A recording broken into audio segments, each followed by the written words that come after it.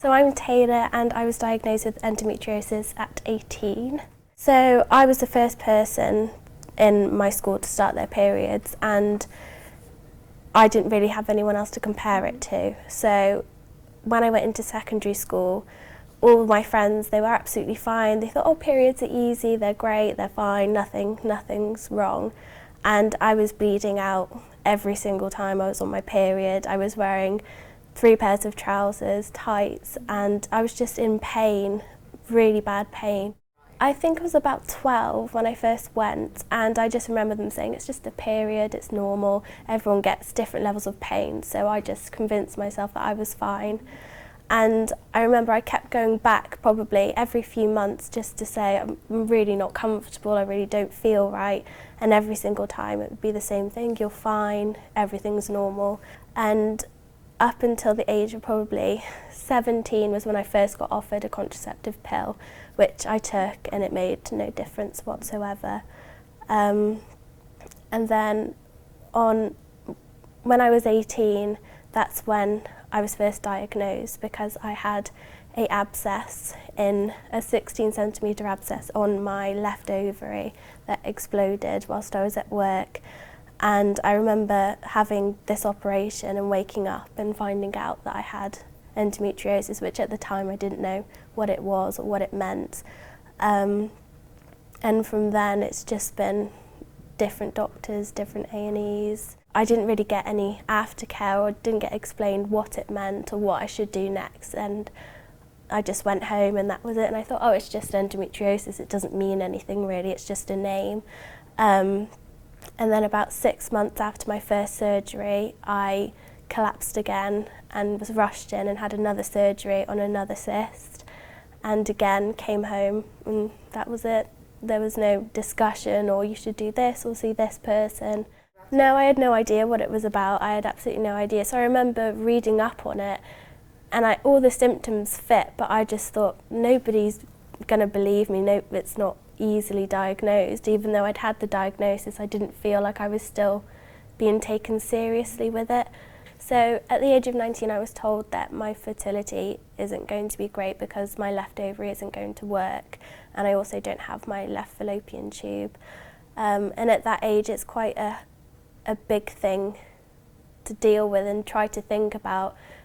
And it's just, yeah, I just tried not to think about it because I've never really been one to think about having a family or being obsessed with having a family, but when you're told that your chances are next to nothing, it makes you question everything you ever thought about. My advice would be to not give up and keep going to the doctors and don't take no for an answer. Periods are supposed to be normal things, like they're not supposed to be agony, and you're not supposed to have days off school or days off work, and you just need to keep going and talk to people and talk to your family and try and get as much information as you can and go to your doctors and say, this is what I think I have, can you please check, or can you do any tests possible? And if you have to go to different doctors, travel around the country if you can, and just know that it's not normal to be in agony, it's not normal to not be able to do anything. Because they say, I've got these 3 symptoms, but I don't have anything else, so I can't have that. But that's not the case. You could have one major symptom and nothing else, or all of them but only mild, and it doesn't matter how severe your pain is or how severe it's affecting your social life or your work life.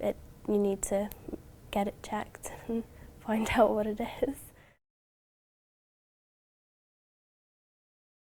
I remember trying to find places that I could talk to people, and because nobody that I knew had endometriosis, and I remember looking on Facebook for all these different groups and I came across women with endometriosis, and as soon as I entered that group I saw all these women explaining things and I just thought, that's me, that's what I've had, I can completely understand what they're saying.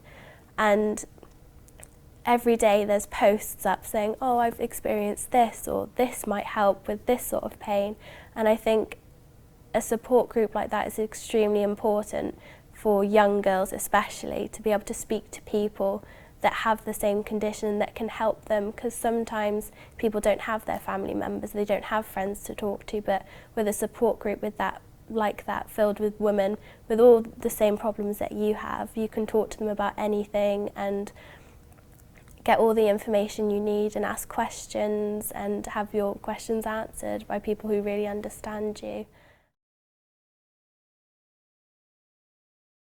Hi, I'm Taylor's mum. My name's Sue.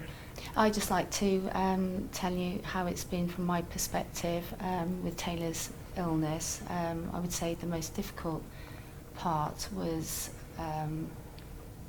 doctors and other health professionals not taking her seriously, because she did really feel like different from everybody else, and I knew in my gut that she really was ill, and I think that was a really hard part for me up until Taylor's diagnosis. Well, not just me, but all of the family, and especially your sister. She struggled, didn't she, to deal with it all, really. And I think we've given as much support as we possibly could, which was vital to Taylor, that we believed in her, and also she suffered quite a bad bout of depression, didn't you? Yeah. And she did actually confide in me one day that she wasn't like everybody else, and that broke my heart.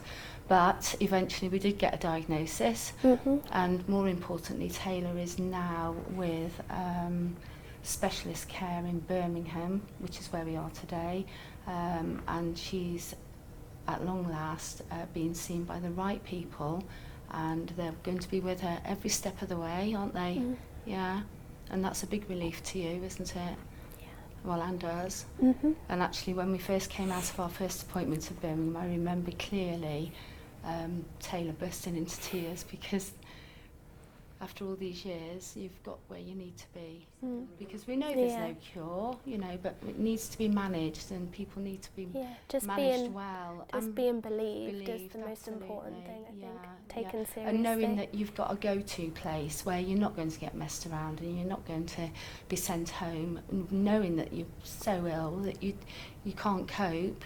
And also, a huge bonus is Tay's not on all the medication that she used to be on, are you? No. So you've So I got can to be think clearly from that, yeah. Yeah. So it's all going in the right direction now.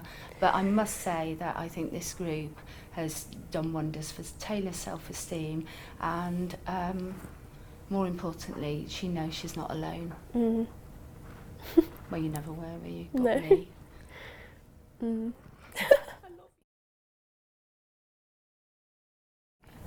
My advice to mums with daughters who are suffering, and they know, you know when something's not right with your child, don't give up, keep going back to the doctors. If you're not happy with what they say, refer to somebody else. Please believe in your children, because if you've got that gut instinct, follow it, because it really is true, and that's why it happens. Endometriosis is a real issue, and there's young children now, young girls, 10, 11, who are suffering and showing the first symptoms. Don't dismiss it. It's so important that you move forward, and you need to find the right road to go down, because the sooner you get the right help, the less damage this endometriosis is going to do. Yeah.